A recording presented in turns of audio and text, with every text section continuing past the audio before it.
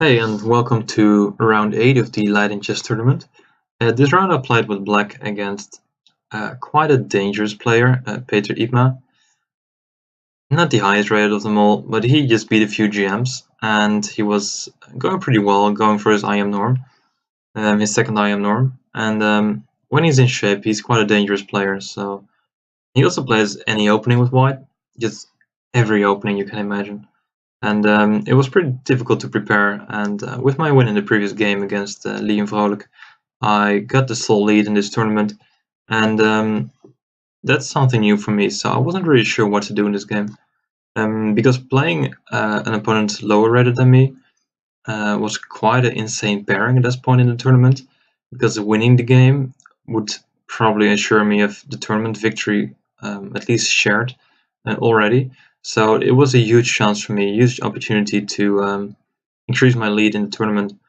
But I knew I had to be careful, so I decided to play decent and first just make a draw. Don't take too many risks. And I was hoping if I can keep the position just solid, that he would run out of steam at some point, because he likes to try some crazy stuff in unusual positions. So I thought that's where my edge was supposed to be in the game. So he played 1b3, and I prepared some solid setup. I just prepared it briefly, every opening he played, just like this one, but I forgot about most of the details, to be honest. So knight c6, e3, knight f6, and of course it's not the most common move you face, 1b3, so wasn't too familiar with all the moves. Lucky thing is I played it with white a few times, so I do know a little thing about it, but not everything, of course.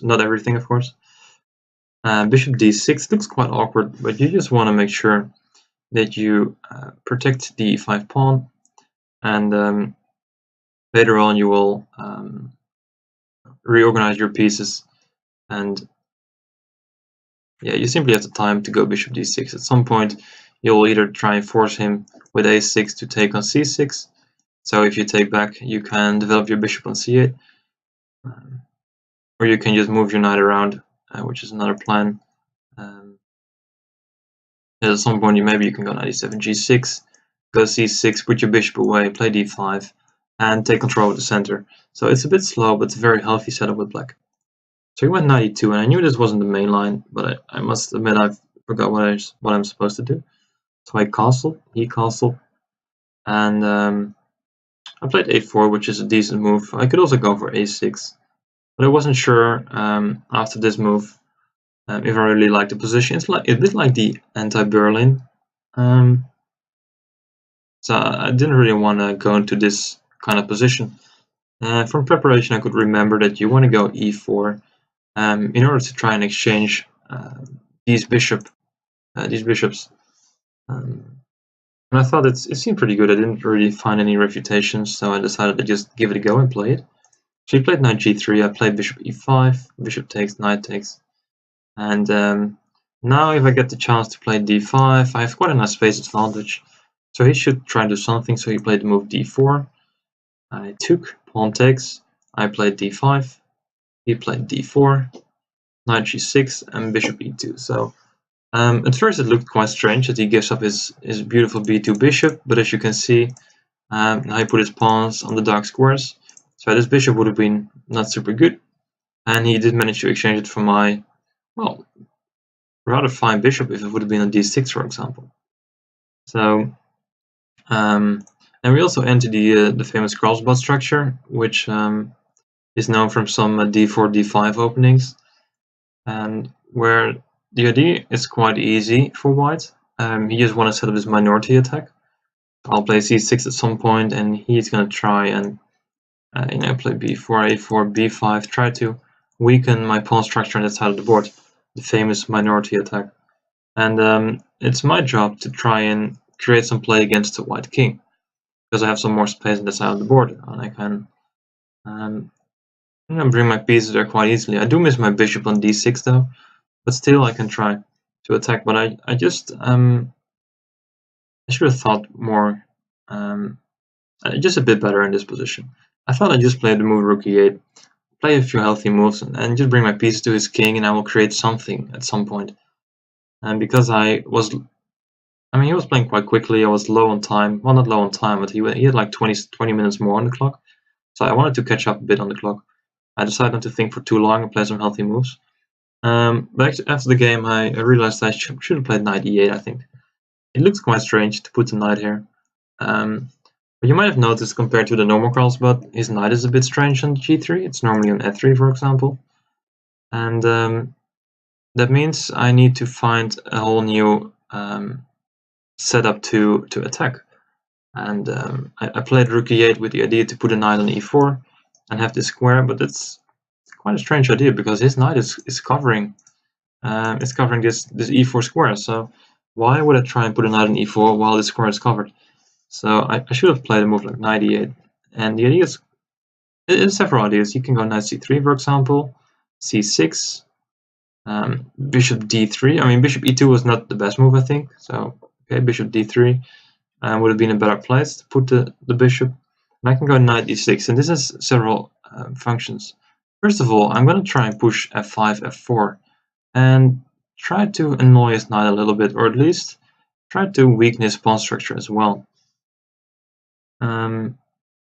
Second of all, I'm somewhat controlling his minority attack, because once he goes like b4 and a4, first of all, the knight is controlling the b5 square.